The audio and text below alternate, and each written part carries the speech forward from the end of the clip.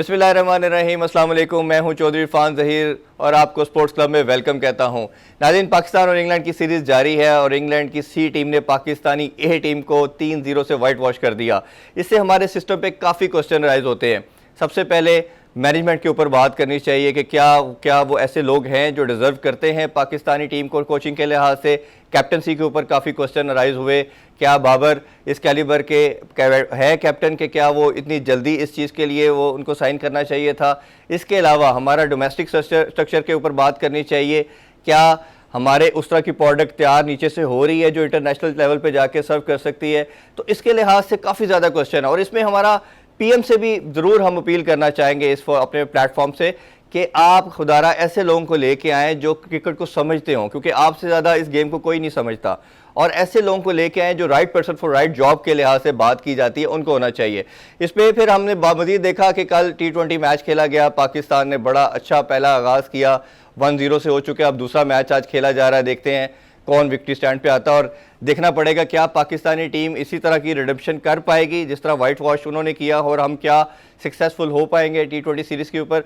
इस पर बात करने के लिए आज हमारे जो गेस्ट है बहुत ही स्पेशल है तो टेस्ट क्रिकेटर, बट जो उनकी रिकग्निशन बनी, जो आजकल हम उनको मीडिया पे देखते हैं, वो उनका दबंग किस्म का स्टाइल जो है और जितना उनका वो स्टाइल बोलते हैं वो माशाल्लाह वो बहुत ही आउटस्टैंडिंग है। जी, हमारे साथ शो में मौजूद है one and only Tanveer Ahmed. अस्सलाम वालेकुम तनवीर भाई। भाई कैसे हैं आप? ठीक ठाक हैं? अल्लाह का शुक्र जी, बहुत शुक्रिया आपके कीमती टाइम का। जी तनवीर भाई, काफ़ी लंबी आज डिस्कशन करना चाहूँगा आपसे, लेकिन सबसे पहले कुछ आपके अर्ली डेज और उसके बारे में जानना चाहूँगा। मैं ये क्वेश्चन सबसे इसलिए पूछता हूँ कि ओबियसली हर बंदा कई लोगों का रोल मॉडल भी होता है, तो आपके ओबियसली उसका बताइए कैसे जर्नी स्टार्ट हुआ और कैसे पैशन क्रिएट हुआ आपके अंदर। ओबियसली पाकिस्तान में यही एक स्पोर्ट सबसे ज़्यादा खेली जाती है, तो इनिशियली डेज का ज़रूर हमसे शेयर करें। देखिए, जाहिर सी बात है, आप सबको पता है कि जो भी क्रिकेटर होता है वो सबसे पहले उसने गलियों में क्रिकेट स्टार्ट की। और आजकल तो खैर मेरा ख्याल है अब गलियों की भी क्रिकेट नहीं रही, स्ट्रीट में इतनी ज़्यादा क्रिकेट खेली, सब कुछ खेली। क्रिकेट का वैसे मुझे शौक नहीं था, लेकिन मुझे फास्ट बॉलिंग का शौक हुआ। पहले तो मैं बैटिंग किया करता था टेप बॉल से जब खेलते थे, लेकिन जब फास्ट बॉलिंग करना शुरू की तो मैंने वकार यूनुस जो हैं उनको देख के मैंने बॉलिंग की, और बहुत से लोगों ने उनको देख के बॉलिंग भी की। आजकल के जितने भी लड़के आ रहे हैं वो उनको ज़रूर फॉलो करते होंगे, तो उनको देख के क्रिकेट स्टार्ट की। हमारे टाइम पे तो ना कोचिंग का सिस्टम था ना कुछ था, बस टीवी पे उनको देखते थे भागते हुए। हम सोचते थे, उनको ऐसा होता था कि कभी कभार ऐसा होता था कि वो बॉलिंग कर रहे हैं, वो भाग रहे हैं, और मैं उसको बार बार देखता था कि किस तरीके से भाग रहे हैं, उनका एक्शन किस किस्म का है, उनका सेलिब्रेशन का स्टाइल किस किस्म का है। यॉर्कर्स जो थी बड़ी एक्स्ट्राऑर्डिनरी किस्म की उनकी यॉर्कर्स थी, तो पूरी दुनिया में उनका बड़ा नाम था। तो मैं भी ये सोचता था कि इस तरीके से बना जाए कि अब परफॉर्मेंस वाइज तो वैसे तो हम नहीं बन सके, लेकिन सोचते थे कि ऐसा होना चाहिए। आपके डेब्यू की तरफ आते हैं। आपने 2010 में यूएई के अंदर साउथ अफ्रीका के अगेंस्ट डेब्यू किया और माशाल्लाह आप उन बॉलर्स के अंदर है जिन्होंने पहले मैच के अंदर ही 5 आउट किए। थोड़ा सा उसका भी हमारे साथ शेयर करें कि वो कितनी बड़ी अचीवमेंट लगी, क्योंकि यूएई की पिचेस तो कराची से भी बुरा हाल है उनका कि बहुत उठती नहीं है और माशाल्लाह बड़ा देखिए, उससे पहले की जो सीरीज थी हमारी इंग्लैंड की सीरीज थी 2010 में, फर्स्ट टाइम मेरा नाम आया था और मुझे खुशी भी बड़ी हुई थी कि चीफ सिलेक्टर जो थे मोहसिन हसन खान साहब थे। मैं हर जगह जिक्र करता हूं उनका। मेरी आदत है जो मेरे लिए कुछ करता है, जो मेरा ख्याल करता है या रिस्पेक्ट देता है मुझे, मैं हमेशा उसको याद रखता हूं। उन्होंने मुझे समझा, मुझे रिस्पेक्ट दी, उन्होंने मुझे फ़ोन किया कि आपका नाम आया, मैं बड़ा खुश हुआ।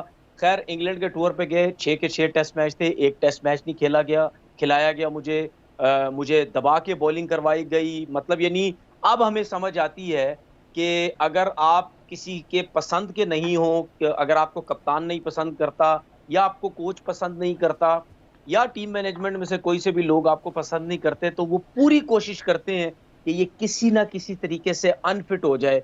बॉलिंग करवाते थे, बॉलिंग कोई नहीं लेता था मुझसे, पूरा स्पेल बॉलिंग करता, नेट पे करता रहता था। मैं खुद ही कहता था जाके वकार भाई को कि वकार भाई मैं थक गया हूँ, बस ये बॉलिंग कर ली है मैंने।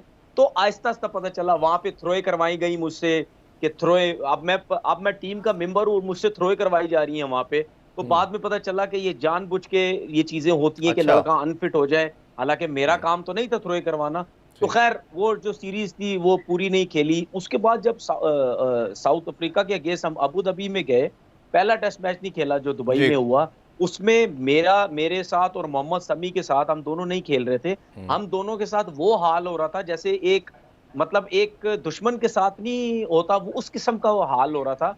मैच स्टार्ट होने से पहले जो वार्म अप होता था वो हो गया, वो भी किया सब कुछ। उस उसके बाद 100 स्प्रिंटें लग रही हैं। सबूर ट्रेनर थे वहां पे। अच्छा। मेरे सामने मेरे सामने बोला गया सबूर को कि भाई हम लोग अनफिट हो जाएंगे, लेकिन उसने बोला भाईजान मैं की करा, सानू ऑर्डर देते गए ने, ठीक है, ये अच्छा। हाल था। उसके बाद जब ये लंच ब्रेक होती थी उसमें आकिब भाई हमें लेके जाते थे। हम नए बॉल से 6-6, 5-5, 6-6, 7-7 ओवर नए बॉल से कर रहे हैं। उसके बाद हमने वो किया, फिर उसके बाद 5-5 ओवर, 4-4 ओवर पुराने बॉल से बॉलिंग की।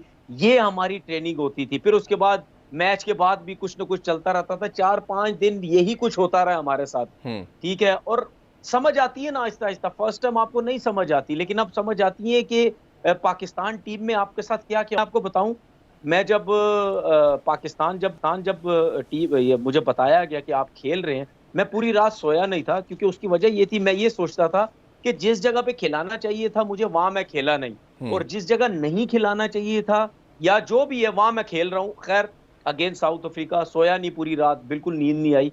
तो सुबह उठ के मैच खेलना था। आपके सामने 6 आउट किए, और आप अगर वो मेरे आउट देखें और जी। जिन जिन लोगों के ऊपर पिक्चर्स जा रही हैं, ये तस्वीरें जा रही हैं, आपको साफ पता चल जाएगा कि ये दिल से खुश हो रहे थे, ये नहीं हो रहे थे। वो अल्लाह अच्छा। ताला ने मुझे इज्जत दी। पूरी कोशिश की गई थी मुझे मरवाने की, कि ये एक भी आउट नहीं करेगा, इसके ऊपर हमारी जान छूट जाएगी। क्योंकि जब मैं टीम में गया था तो मुझे यही ताने मिलते थे, 33 साल का आ गया, 34 साल का आ गया, इनको क्या जरूरत अच्छा है, तनवीर इनको भाई, मैं क्या इस जरूरत पे है लंबी डिस्कशन सिलेक्ट करना करने चाहूंगा की। आपसे इस टॉपिक के ऊपर।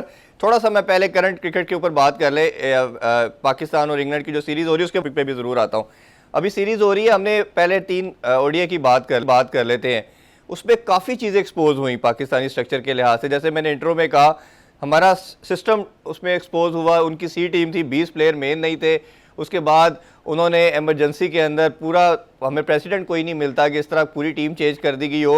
18 लड़के वो नहीं थे, जेफ्रा ऑर्चर और बटलर को वैसे ही उन्होंने रेस्ट दिया हुआ था, वो खेल नहीं रही। तो 20 लड़के जिस टीम के ना हो, सी टीम आई और इतने कॉन्फिडेंट थे वो कि इजीली थ्रू कर गए। तो ये एक चीज़ देखने की है कि हमारा सिस्टम बड़ा, इस पर क्वेश्चन मार्क आते हैं। दूसरा इसके साथ मेरा ये है कि हमें कोचिंग का बड़ा प्रॉब्लम नज़र आया कि हमारे पास कोई बी या सी प्लान नज़र नहीं आया किसी भी जगह पे। जब से ये नई मैनेजमेंट आई है, मैंने देख रहा था, अक्सर मैं बात करता हूँ, हर अपने गेस्ट से भी करता हूँ, कि 2010-11 के बाद दुनिया की क्रिकेट बड़ी साइंटिफिक होना शुरू होगी, एग्रेसिव मोड में चली गई। जैसे हमने देखा इंडिया, ऑस्ट्रेलिया, न्यूजीलैंड, इंग्लैंड, इन्होंने बड़ी फास्ट ट्रैक पे आगे 330, 350, 60 की क्रिकेट खेलना शुरू कर दी। मैं ओडीआई की बात कर रहा हूँ। हम उल्टे ट्रैक पे जाना शुरू कर दिए। मिसबाह उल हक कैप्टन बने, टिमिड अप्रोच के साथ हम आगे 250, 60 करते थे। सईद अजमल या 1-2 बॉलर, उमर गुल का अच्छा स्पेल हो गया तो हम जीत जाते थे। नॉर्मली मोस्टली मैचेस हम मारते थे और यूई के अंदर ज़्यादा हम मैचेस खेलते थे। तो सरफराज के आने से एक थोड़ा सा इनोवेशन आई। मिकी और सरफराज का कॉम्बिनेशन हमने देखा कि हम वाइट बॉल में अच्छा करना शुरू हो गए। चैंपियन ट्रॉफी जीती, 2 साल हम T20 में नंबर 1 रहे। बट अभी जब से ये मैनेजमेंट आई है, हमें कोई गेम प्लान नज़र नहीं आ रहा। और सीरीज़ हम ऑल दो जीते हैं, साउथ अफ्रीका से भी जीते हैं, उधर जाके भी जीते हैं, बट हमें देखा कि हम जिम्बाब्वे से, पाकिस्तान में भी ओडीआई हारे थे, उधर जाके भी T20 सीरीज बहुत मुश्किल से जीते हैं। तो आप इसको ओवरऑल कैसे समराइज करते हैं पूरी इस टीम मैनेजमेंट को और कैप्टनसी को? देखिए, सबसे पहली बात यह है कि मैं इन लोगों को मानता ही नहीं जिन लोगों को ला के बिठा दिया गया है, पहली बात। दूसरी बात, आप उन लोगों को लेके आते हैं, दुनिया का सिस्टम है, आप उन लोगों को लाते हैं जिनके पास कोचिंग का एक्सपीरियंस होता है, जिन्होंने डोमेस्टिक में कोचिंग की होती है, चले अपने मुल्क में कोचिंग नहीं की होती, किसी बाहर लीग्स में जाके कोचिंग की होती है, कहीं किसी काउंटी में कोचिंग की हुई होती है, तो समझ आती है जी आपने अपनी टीम के साथ, इंटरनेशनल टीम के साथ उनको कोचिंग पे लगा दिया।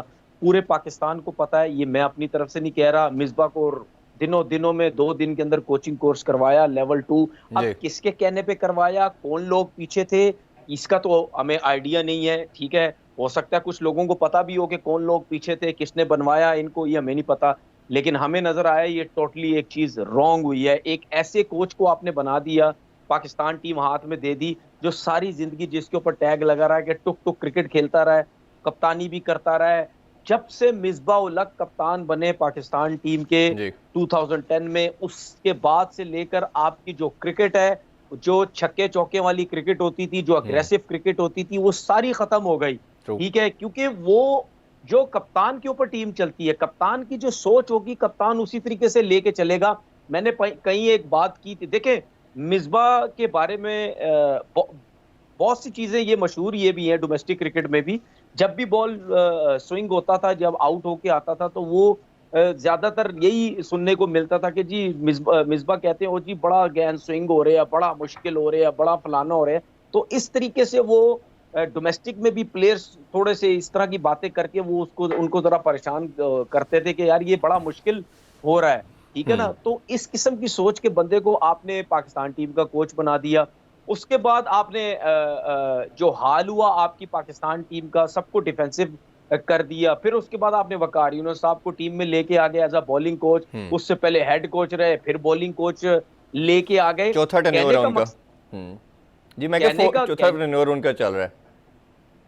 कहने का मकसद ये है कि आप जब आजमाए हुए लोग हैं, आप क्यों उन लोगों को लेके आ रहे हैं? ये मुझे पाकिस्तान क्रिकेट बोर्ड की समझ नहीं आती। और हमारे लोग ये समझते हैं कि जिसने ज्यादा क्रिकेट खेली हुई है उसी को ही सब कुछ पता है। भाई जो थ्रू प्रोसेस अगर नीचे से कोई लड़का आ रहा है, जिसने अंडर 19 में कोचिंग की है, जिसने ए के साथ की हुई है, जिसने बेताशा नीचे से जूनियर लेवल पे कोचिंग की हुई है, वो उसको भी एक्सपीरियंस हो सकता है। अगर उसने लेवल 4 किया हुआ है कोचिंग कोर्स, वो भी पाकिस्तान टीम का कोच बन सकता है अगर उसने फर्स्ट क्लास क्रिकेट भी खेली हुई है। एग्जाम्पल्स दुनिया में हैं जिन्होंने इंटरनेशनल क्रिकेट नहीं खेली, वो बड़ी बड़ी टीमों के कोचेस बने हुए हैं। तो बात ये है कि हमारा सिस्टम जो है वो बहुत तबाही है, बहुत बिगड़ा हुआ सिस्टम है। हम लोग ये अपने सिस्टम को कभी भी ठीक नहीं कर सकते। अब मुझे ये बताएं, इंग्लैंड की बी टीम आपको मार के चली गई, किसको फायदा हुआ? इंग्लैंड को फायदा हुआ। उनको ये पता चला कि जो हमारे प्लेयर्स हैं उनमें इतना टैलेंट है, जो प्लेयर्स हमने बैकअप पे रखे हुए थे उनमें इतना टैलेंट है कि वो उन्होंने बड़ी टीम को जाके मार दिया। और उन्होंने बहुत अच्छी क्रिकेट और बहुत समझदारी से क्रिकेट खेली। तीसरे ओडीआई में उन्होंने जिस तरीके से रन्स चेज किए, हम नहीं सोच पा रहे थे कि रन्स भी चेज करेंगे, लेकिन कर लिया। हमने क्या किया, हमारी टॉप टीम है, हमारे जो सिलेक्टर्स हैं वो ऐसे बिठाए हुए हैं, जो यस मैन है, जानबूझ के ला के बिठाए जाते हैं। ये मेरी बात हमेशा याद रखिएगा। मेरी बातें तो किसी को कोई मानेगा नहीं, कोई बड़ा नाम कभी भी नहीं मानेगा, क्योंकि उनको तकलीफ होती है मेरी बातों से। हमारी जितनी बड़ी सीटें हैं उन जगहों पे लाए ही ऐसे लोग जाते हैं कि उनसे काम करवाया जाए। ठीक है ना, उसके बाद जो हाल होता है पाकिस्तान क्रिकेट का वो आपके सामने है। मुझे एक चीज बता दें, ये जितने भी हमारे बड़े बड़े एक्स क्रिकेटर हैं, बड़े अपने आप को, कोई कहते हैं जी I am very professional man, ठीक है, कोई इस किस्म की बातें करता है, कोई कहता है जी मतलब यानी ये क्या हो रहा है पाकिस्तान क्रिकेट के अंदर, ठीक है, कोई क्या बातें करता है। इनको सिर्फ टीवी पे आके देखा करो, बड़े कोई सेट सूट होके, बड़े कोई नए कपड़े कुपड़े पहन के बैठे होते हैं ये टीवी पे, ठीक है, और सिखा रहे किसको है क्रिकेट? हमें क्रिकेट सिखा रहे हैं जो उनसे कम खेले हुए लड़के हैं। ठीक है, ये इनकी नजर में है। मैं भी पाकिस्तान खेला हुआ हूं, मुझे भी स्टार लगा हुआ है, मैं तो इनके साथ अड़ी लेता हूं, मैं तो इनके साथ मुकाबला करता हूं कि आओ देखते हैं कि आपने ज्यादा क्रिकेट खेली हुई है या हमने कम खेली, आपको ज्यादा पता है या हमें ज्यादा पता है। ठीक है, उसके बाद क्या होता है, ये इतने बड़े स्टार बनते सब, ये क्या इनके आंखें नहीं है, इनको नजर नहीं आता कि किस किस्म का लड़का पाकिस्तान टीम में आ रहा है, किस किस्म की सिलेक्शन हो रही है, क्या फिटनेस लड़कों की वो पाकिस्तान टीम में आ रहे हैं, ठीक है, क्या मतलब परफॉर्मेंस है। ये सब किसकी बातें करते हैं? किसकी बातें करते हैं? ये 90s वाले जितने भी हैं, इमरान खान की बातें करते हैं। वो इमरान भाई से हमने ये सीखा, इमरान भाई से क्या सीखा आपने? इमरान भाई से, इमरान भाई ने पाकिस्तान क्रिकेट को प्लेयर्स निकाल के दिए हैं। इमरान भाई ने आप सबों को बताया कि क्रिकेट खेलनी किस तरह है। ओ भाई, आप लोग जब क्रिकेट खेलते थे कितने प्लेयर आप लोगों ने बनाए, कितने प्लेयर्स बना के दिए? मुझे एक प्लेयर ये बना के बता दे कि भाई आपकी क्रिकेट में, आप लोगों की कप्तानी में, ये जितना अरसा आप लोग क्रिकेट खेले हैं, कितने प्लेयर हमें बना के दिए? मैं जब से इमरान भाई की कप्तानी खत्म हुई है उस दिन से लेकर आज दिन तक मैं यही सुनता रहा हूं, वो उसके साथ ड्रामेबाजियां कर रहा है, वो उसको बॉलिंग नहीं देता था, वो उसको टीम में नहीं रखने देता, खिलाता था। इनकी ग्रुपिंग बनी हुई होती थी, वो उसके साथ लड़ रहा है, वो उसकी कप्तानी में नहीं खेलना चाहता। मैं सीनियर हो गया हूं, मैं कप्तान क्यों नहीं हूं? पाकिस्तान टीम का इमरान भाई की कप्तानी के बाद सिर्फ इक्का दुक्का प्लेयर होगा जो सीनियर होगा और उसने पाकिस्तान टीम की कप्तानी नहीं की। हर कोई लड़ता रहा है पाकिस्तान टीम की कप्तानी के लिए। True. इन लोगों ने तबाही मचा दी पूरी पाकिस्तान टीम की। तो बातें करते हैं ये कि पाकिस्तान टीम कहां जा रही है, पाकिस्तान टीम। और भाई जो बीज बोया वो आप लोगों ने बोया है। जब इमरान भाई कप्तान थे, एक ही बंदे के हाथ में टीम थी। आप अपनी टीम देखें किधर से किधर चली गई है। जब तनवीर आप भाई थोड़ा लोगों सा ने कैप्टनसी का सबों के पास टीम आई है, आप लोगों ने क्या पाकिस्तान टीम का हाल किया है? जी तनवीर अहमद से बड़ी इंटरेस्टिंग गुफ्तगू जारी है, but it's time for short commercial break. Don't go anywhere, stay with अस।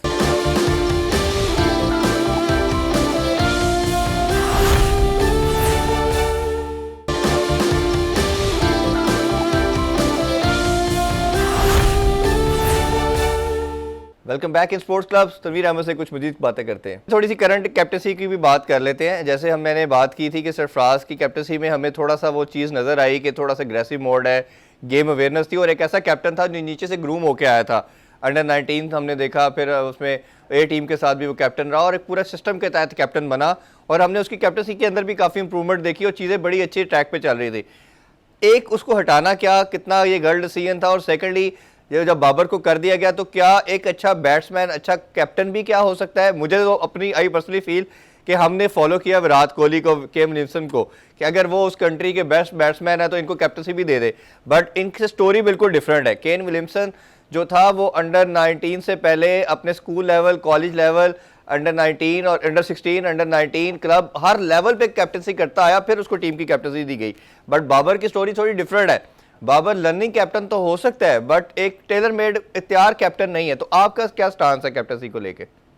देखें, दुनिया की किसी क्रिकेट में नहीं होता कि एक कप्तान बन गया। पहली तो बात यह है कि इससे अच्छी और क्या चीज हो सकती है कि एक कप्तान आपको मिल रहा है जो नीचे से कप्तानी करता हुआ आ रहा है जी। उसको जितना आइडिया है वो किसी एक लड़के को नहीं है कि एकदम से अगर उसकी पाकिस्तान टीम में परफॉर्मेंस आपने उसको कप्तान बना दिया, उसको इतनी समझ नहीं है। इन्होंने सरासर ज्यादती की है सरफराज के साथ, ठीक है ना। वो मुझे भी पता है क्यों की है, मैंने बहुत दफा कर दिया। मैं बार बार वो बातें करना नहीं चाहता क्योंकि मुझे पता है कि उसके साथ क्यों ना इंसाफी हुई है, ठीक है।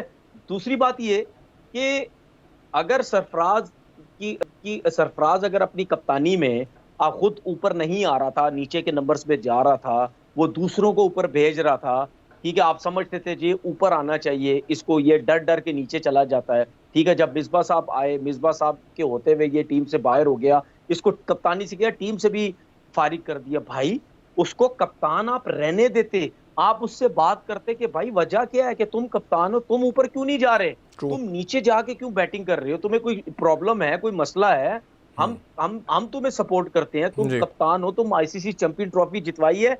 भाई किसी को हजम ही नहीं हुई, सिंपल। इन लोगों को हजम ही नहीं हुई कि सरफराज जो है आईसीसी चैंपियन ट्रॉफी जीत के चला गया है, ठीक है ना। तो इन्होंने इस वजह से उसको सबसे पहले फारिग किया कि ये ना हो कि कोई और काम कर दे। मैं ये नहीं कहता कि सरफराज की गलतियां नहीं है, इसमें सरफराज की भी गलतियां हैं, क्योंकि अगर मेरे नेचर जैसा क्योंकि मेरी नेचर अगर होता और अगर आईसीसी चैंपियन ट्रॉफी जीतता तो मैं तो अपने फैसले खुद करवाता, मैं तो हर किसी को अपने हाथ में रखता, ठीक है। अभी फिर मैं आपको एग्जांपल देता हूं, ठीक है। हमारे पाकिस्तान के जितने भी लोग हैं इमरान भाई की मिसालें देते हैं, यार इमरान भाई क्या कप्तान थे, इमरान भाई क्या फैसले करते थे, इमरान भाई क्या थे। भाई इमरान भाई में क्वालिटी थी, इमरान भाई एक तगड़ा किस्म का बंदा था, तगड़े फैसले करने वाला बंदा था। वो बंदा डरता नहीं था, उस बंदे को पता था कि मैं जितवा रहा हूं पाकिस्तान टीम को, तो मैं क्यों नहीं फैसले अपनी मर्जी से करूंगा, ठीक है। हटाना है हटाओ, मैं अपने फैसले अपनी मर्जी से करूंगा। आपकी एक पर्सनैलिटी होती है, एक विजन होता है, एक सोच होती है कि भाई मैं आपको गारंटी से कह रहा हूं, अगर सरफराज की जगह, सरफराज एक डिफेंसिव टाइप का बंदा, मतलब वो उस पर्सनैलिटी का बंदा नहीं है जिस तरह और एक होता है एक बंदा जिसको फैसले करने में घबराता नहीं है। सरफराज की जगह कोई और होता, मैं बता रहा हूं, वो क्रिकेट बोर्ड को बस अपने शिकंजे में ले लेता, कि जाओ जो करना है करो, मैं जो फैसले करूंगा वही होगा, कप्तान रखना है मुझे रखो, नहीं रखना ना रखो।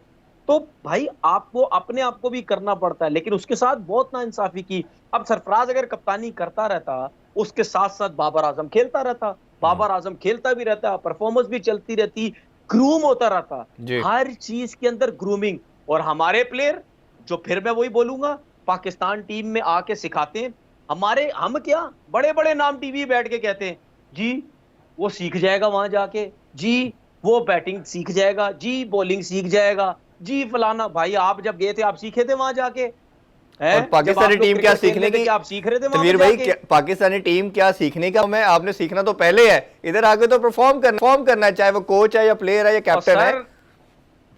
सर इनकी नजर में सीखना है ना, मेरी नजर में सीखना नहीं है। आपने जो डोमेस्टिक क्रिकेट में सीखना था सीख लिया, ठीक बात। ठीक है। अब आप जो ये बातें इस्तेमाल करते हैं, हमारे जितने भी बड़े बड़े नाम हैं कि सीखना है, भाई आपकी सिलेक्शन ही गलत हो रही है।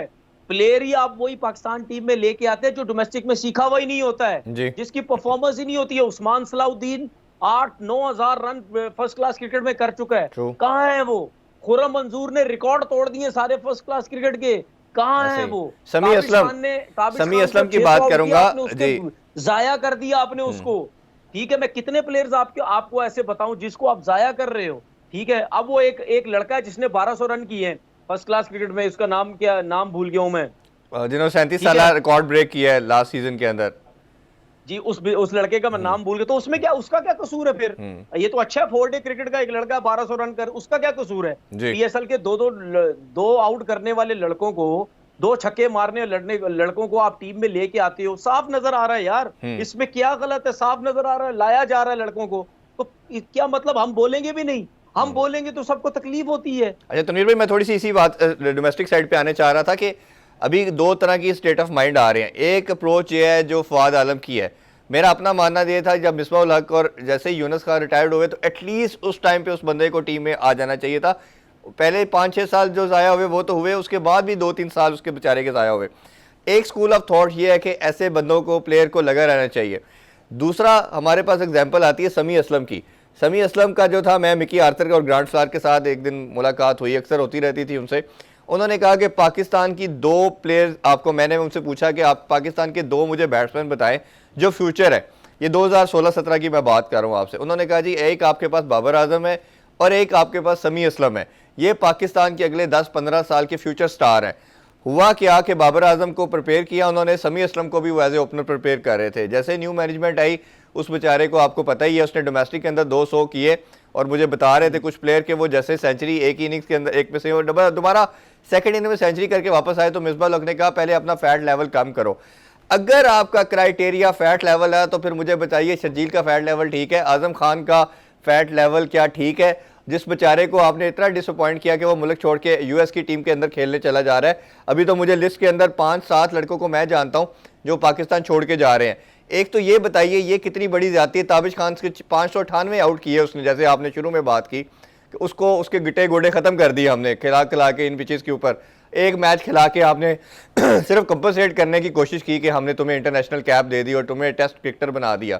एक तो कितनी बड़ी ज्यादती है। और ये बताइए कि क्या लड़के को फाइट करते रहना चाहिए जैसे आपने की, इतनी क्रिकेट खेलने के बाद 2 ओडीआई और 5 टेस्ट खेल सके, कितना डिसअपॉइंटिंग होता है?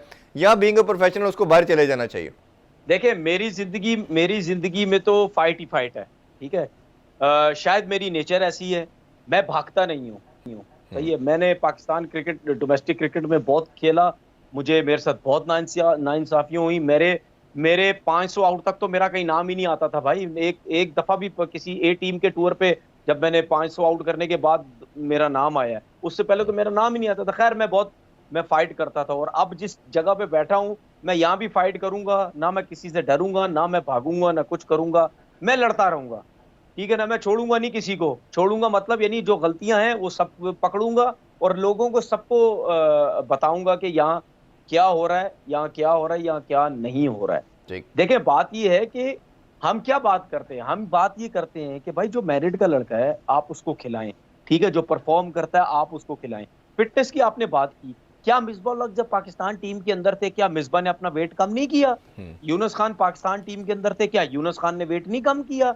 सरफराज हैवी था, बोल बोल के उसको टीवी चैनल पे हमारे सुपरस्टारों ने, ठीक है, वजन कम होना चाहिए, वजन कम होना चाहिए, उसने वजन कम नहीं किया। ठीक है, तो आजम खान का वजन कम क्यों नहीं हो रहा भाई? तो शर्जील खान का वजन कम क्यों नहीं हो रहा? ये कहां से आए हैं ये लोग? क्या मतलब, यानी ये स्पेशल है लोग हैं क्या? इनका वजन कम नहीं हो रहा भाई? आप लीग्स खेलें, जो करना करें, हम कुछ नहीं कहते आपको। पाकिस्तान टीम है भाई। अब मुझे एक चीज बताएं, कितने बड़े बड़े नामों ने आजम खान के बारे में टीवी पे बैठ के बोला कि यार इसका इसका वजन इतना ज्यादा है? कितने लोगों ने बोला कि इसकी परफॉर्मेंस नहीं है, सिवाय मेरे। क्योंकि मैं ये समझता, मुझे डर नहीं है दोस्ती यारी का, सलाम दुआ का। इन लोगों को डर है। ये लोग इस वजह से नहीं बोले, किसी एक बंदे ने नहीं बोला कि क्योंकि मोइन भाई नाराज हो जाएंगे। मोइन भाई के साथ दोस्ती है सबकी, ये बोलेंगे जी आजम खान के बारे में क्या कर दिया, ठीक है, तो नाराज हो जाएंगे। मैं भी रिस्पेक्ट करता हूं मोइन भाई की, लेकिन मैं कोई आजम के अगेंस्ट नहीं हूं। आप फिटनेस अच्छी करो, आप डोमेस्टिक क्रिकेट में परफॉर्म करो, आओ पाकिस्तान टीम के अंदर, करो 10-10 हजार रन पाकिस्तान टीम के अंदर। मैं सबसे आगे होऊंगा आपको अप्रिशिएट करने के लिए, मैं आपके लिए खड़े होकर क्लैपिंग करूंगा, मैं ट्विटर पे आपके लिए मैसेज करूंगा कि यार वेल प्लेड आजम खान, बहुत आला आपने बैटिंग की है, ठीक है। सारे उसकी सपोर्ट कर रहे हैं। उसके बाद मोइन भाई के साथ सारी जिंदगी मैं क्रिकेट खेलता रहा, मुझे अफसोस होता है इन लोगों के ऊपर। सारी जिंदगी उनके साथ मैंने क्रिकेट खेली, और एक दफा भी उन्होंने ये नहीं बोला कि नहीं मैं अपने बेटे को इस तरीके से नहीं पाकिस्तान टीम में आने दूंगा जब तक वो अपना वेट कम नहीं करेगा, ठीक है। उसका क्या बहाना सबने बनाया, ओ जी नेचुरल टैलेंट है, ओ जी नेचुरल टैलेंट है, छक्के मार लेगा, सब कुछ कर लेगा, बस जिसको खिलाना है उसको खिलाना है। ये सारे एक है, ये सब सपोर्ट करते हैं एक दूसरे को, ठीक है। मिसबा उल हक पाकिस्तान टीम के हेड कोच है। मिसबा के पास हिम्मत थी मिसबा में कि प्रेस कॉन्फ्रेंस में आके कहे नहीं जी ये बंदा मुझे नहीं चाहिए। जिस तरीके से विराट कोहली ने अपने प्लेयर के बारे में बोला कि ये लड़का मुझे नहीं चाहिए, ये फिटनेस इसने क्लियर नहीं की है, फिटनेस में फेल हो गया है, मुझे नहीं चाहिए लड़का ये पाकिस्तान इंडियन टीम के अंदर। उस तरीके से बोलो ना आप लोग। तो बाबर तो बोल सकता है सर, बाबर भी नहीं बोलता तनवीर भाई, पास नहीं करता या अपना वजन कम नहीं करता। 11 लड़के तो बाबर हैं, तो बाबर को भी तो थोड़ी करेज शो करनी पड़ेगी कि अगर आप तीनों फॉर्मेट के कैप्टन है और आपको पूरा कंट्री सपोर्ट कर रही है, तो बाबर भी तो करेज शो कर सकता है। और उसको तो अथॉरिटी भी दे दी गई है कि मैंने प्लेइंग 11 उसकी मर्जी से होगी। अंदर आपके सामने है, बहुत सी चीजें ऐसी होती हैं, हो चुकी हैं। अगर उनके एग्जाम्पल सेट कर दिए जाते तो आज ये चीजें नहीं होती हैं पाकिस्तान टीम के अंदर। आपसे मेरा एक सवाल है, आप ना जवाब दें, लेकिन आपसे मेरा एक सवाल है, इस टाइम पाकिस्तान क्रिकेट इसमें इदारे के अंदर एक बंदा ऐसा बता दें, ऊपर से लेकर नीचे तक एक बंदा आप मुझे बता दें जो वाकई मेरिट का बंदा लगा हुआ, एक बंदा कोई नाम बता दें आप, कोई एक बंदा। बिल्कुल ठीक कह रहे हैं जो वाकई जेन्युइन आदमी है, जो ड्रामेबाज नहीं है, ठीक है, जो बिल्कुल एक मतलब समझता है कि पाकिस्तान क्रिकेट को अच्छा होना चाहिए, जो मेरिट के फैसले करने वाला बंदा है, एक भी नजर आएगा? यूनुस खान से तो आपकी डील नहीं बनती, वो आया बेचारा यूनुस खान बेचारा, फिर आपका बात खत्म होगी।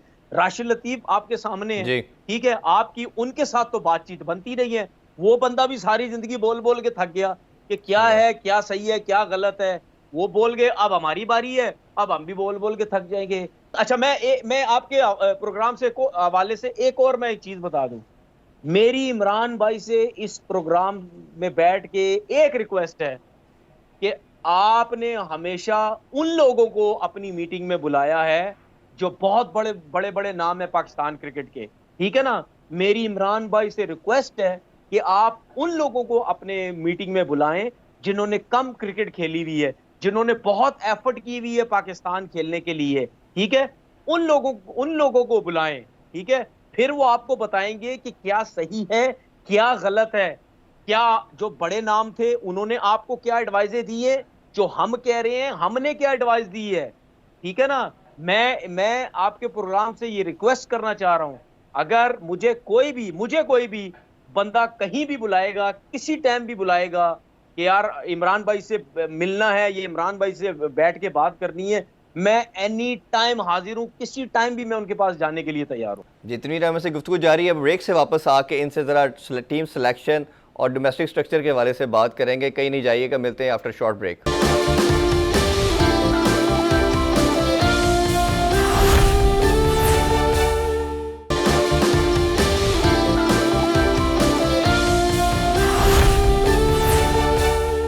Welcome back sports club. Tanveer Ahmed से कुछ मजीद क्वेश्चन करते हैं। ये तनवीर भाई, अब मैं थोड़ा डोमेस्टिक सिलेक्शन के हवाले से बात करना चाह रहा हूँ। हम पहले उस टाइम बात कर रहे थे कामरान गुलाम की, जिसने 37 साल रिकॉर्ड ब्रेक किया और 1200 प्लस रन स्कोर किए।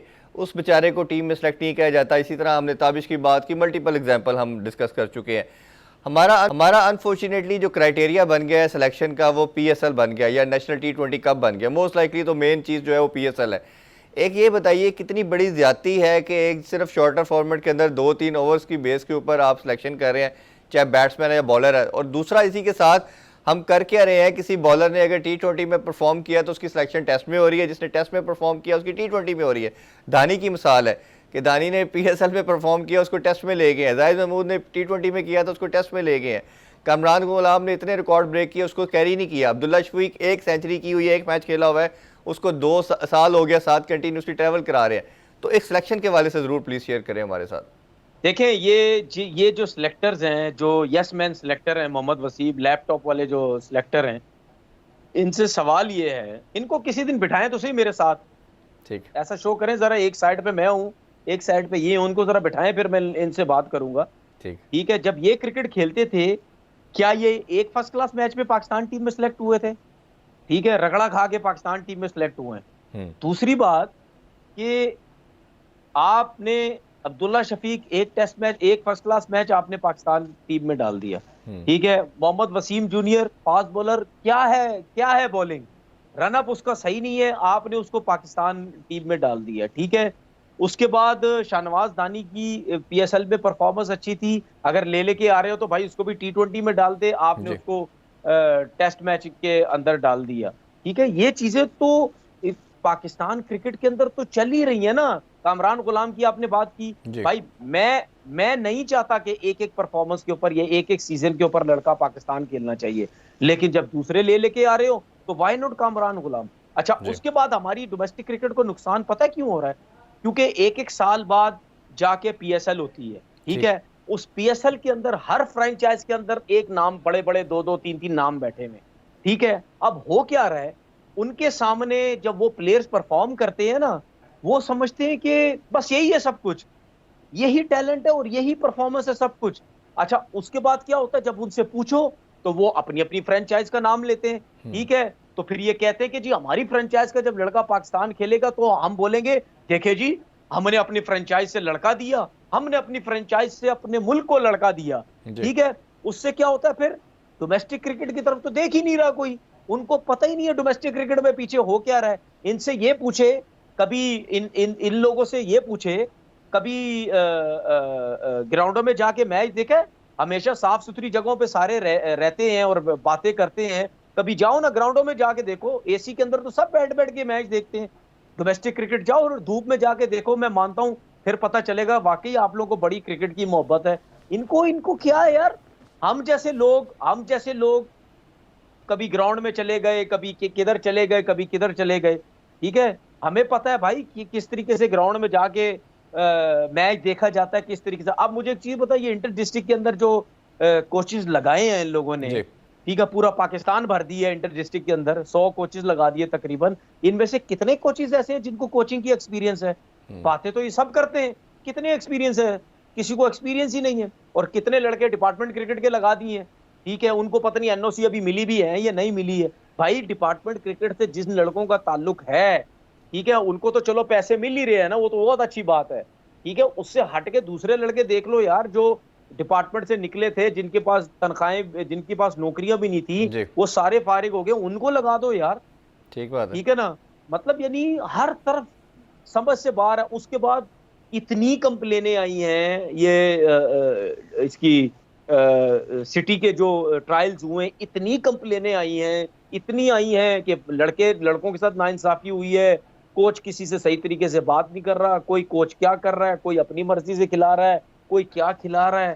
ठीक है, कोई किसी का बेटा सिलेक्ट हो रहा है, किसी का रिश्तेदार सिलेक्ट हो रहा है, किसी का क्या हो रहा है यार। ऊपर से लेके नीचे तक तो हर चीज बिगड़ी हुई है। क्लब क्रिकेट आपकी हो नहीं रही। बातें कितनी की थी इन लोगों ने, 2-2.5 साल हो गए इनको आते हुए। ओ जी क्लब क्रिकेट यूं हो जाएगी, रजिस्ट्रेशन हो रही है तो फलाना हो रहा है, तो ये हो रहा है, वो हो रहा है। मैं वो बातें करता हूं जो ये लोग खुद करते हैं, मैं उन बातों के अगेंस्ट जाता हूं, मैं अपनी तरफ से बातें नहीं करता। ये जो खुद करते हैं मैं वो बातें करता हूं। कि भाई आपने तो ये सब कुछ किया हुआ था, क्या किया आप लोगों ने? किया तो कुछ भी नहीं है। वो कहते हैं जी पाकिस्तान क्रिकेट ये हो जाएगी, पाकिस्तान क्रिकेट वो हो जाएगी। बिल्कुल ठीक है तनवीर भाई, आपसे गुफ्तगू जिस तरह जारी थी, मेरा ख्याल है हम शायद 1-2 घंटे भी बात करें तो मेरा ख्याल है गुफ्तगू खत्म ना हो, क्योंकि बहुत इंटरेस्टिंग गुफ्तगू जारी थी। बट अनफॉर्चुनेटली शो का टाइम खत्म हुआ जाता है। इंशाल्लाह आपको गाय बगाए जरूर अच्छा हो गया दावत देते लंबा, रहेंगे। अच्छा हो गया और बात नहीं कर लेना, वरना शो लंबा हो गया तो मेरे घर के बाहर लोग खड़े हो जाएंगे यहाँ पे। अच्छा चले, कोई मसला नहीं, हम आपको इंशाल्लाह जरूर रहमत देंगे नेक्स्ट टाइम। बहुत शुक्रिया आपके कीमती टाइम का। नाज़रीन, तनवीर अहमद की खूबसूरत गुफ्तगू सुनी। आपसे इंशाल्लाह मुलाकात होगी next week with new guest. और बिल्कुल ईद भी आने वाली है और ईद उल अज़हा एंजॉय की अपने साथ, अपनी फैमिली के साथ, इसको सेलिब्रेट करें और इंशाल्लाह आपसे मुलाकात होगी नेक्स्ट वीक। अल्लाह हाफिज़।